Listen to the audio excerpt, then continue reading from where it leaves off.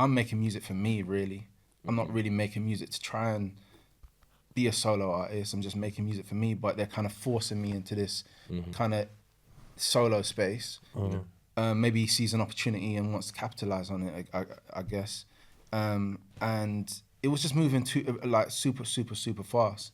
But then what happened was, with the conversations at Good Music, I kind of said to the manager, but Kanye looks like he's going into like this fashion space. So I feel like he's not really going to be committed to the label. So although it's exciting and it's like an American label and it's a hip hop label, but for me, I feel like I need to just kind of take my time. But because the relationships were building there, Pusha T was on the label. And so the collaboration on my first record, Waterline, with Pusha T happened because of the conversations that were happening at Good Music. So it was like this kind of natural kind of relationship that had been built, a moment that had happened. And then I said, you know what, if I was going to sign to anyone, I feel like Darkus is the best person to sign with, because he's actually, you know, his job is to run a label and make a label successful. But then when I went over to Universal and I met with Darkus, everything was great, don't get me wrong. He heard a record, he was like, he was marching around the office at Universal going, ORITSÉ, you know, I wouldn't really listen to the music you made with the group, but this shit's fire. He was like, this. I hope you G-checked him like you did me when he said that. Yeah. you try to put me on blast and start the people then back. Oh, you gave him the same. Say, why'd you say that for? Why did you say that? No, carry on. But he was like, yo, this. True say, started, no, true say. But you say he's writing the check and that. I just kind of dance with it. So Darkus was like, you ain't leaving here until you sign to me, type thing. And so I'm looking at my manager at the time, going, yo, like this is all happening a bit too fast, because he was going crazy, and my manager was like, yo, Darkus is into it. Let's do the deal with him. But then he brought in the person that he was working with, one of the twins. I think it was Twin A. And I was looking at Twin, and he was like, he's going to be your A&R. But I'm looking at him and thinking to myself, yo, I feel like he ain't really feeling the fact. He's not he ain't really messing with the fact that he's going to have to look after the guy that's come from the band. It's not, do you know what I'm saying? So I feel like his thing was more kind of MCs, rappers. And, his energy weren't for it, kind of. Do you know what I'm saying? So I could feel that the commitment weren't going to be there, and, you know, and whatever else. And obviously it was, it was a short little run.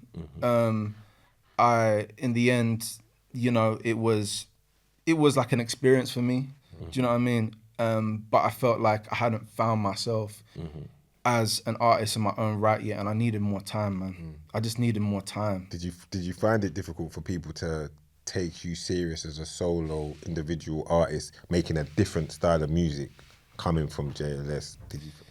Well, obviously, it's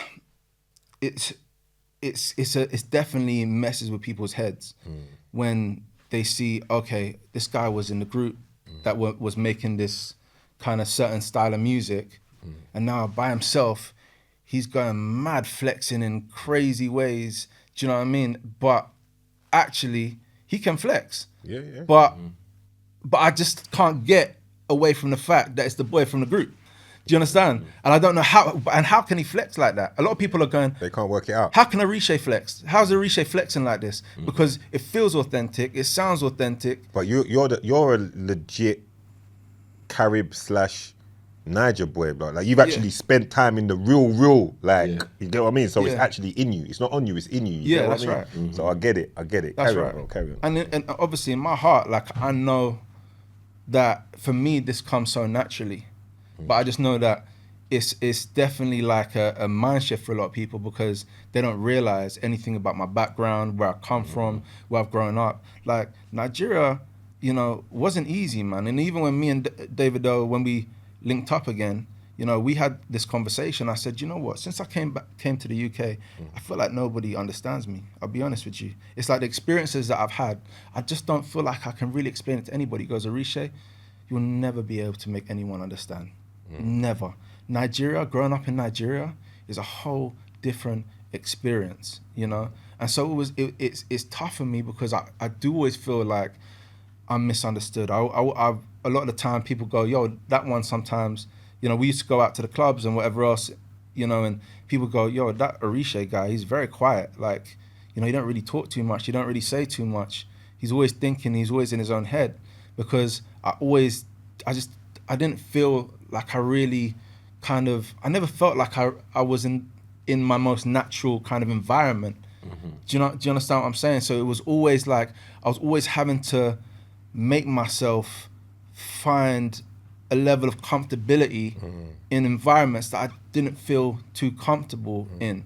Like Nigeria was crazy, man. Like I had some of the most amazing time of my life, but I also had met some of the most craziest challenges. Yeah. You know, even when I spoke about El Marshall, you know, who did the Tractor record with Rich, you know, I remember it was our prom night, and you won't even believe, like, the Nigerian police stopped our vehicle on our prom night on the way to school, right? And held us at gunpoint and robbed us before we got to the prom. Yeah. Do you understand? And I'm there in the car, and I remember being in the car, and they're pointing guns at us, and obviously at that time, you know, it's all AKs. You understand? So it's all automatic weapons. And I'm going to L, man. His name was TJ, but I'm saying to L, bro, man, this ain't right, man. This ain't right, man. He goes, ORITSÉ, we all need to just gather up whatever money we got. So we're all putting Naira, we're throwing Naira in the middle. Yeah. Do you know what I'm saying? And giving the police, you know, the money, and they say, okay, you guys on your way. Yeah. Do you know what I mean? That was like one situation of many out there. Do you understand? And because like they could hear my British accent as well, and they see that I had light eyes. Do you understand? So they're looking at me like, yo, this guy's got a different accent. Yeah. He's got light brown eyes. He ain't directly Nigerian. Yeah. So immediately, now I'm finding myself trying to reconnect with my African roots, but it's almost like I'm not African enough. Yeah. Do you understand what I'm saying? But at the same time, it's like, you know, do you understand? Yeah. So I'm finding myself in a very, very difficult situation whereby sometimes when I'm out there, I stick out, like, do you know what I'm saying? In that way. So they're pointing me out.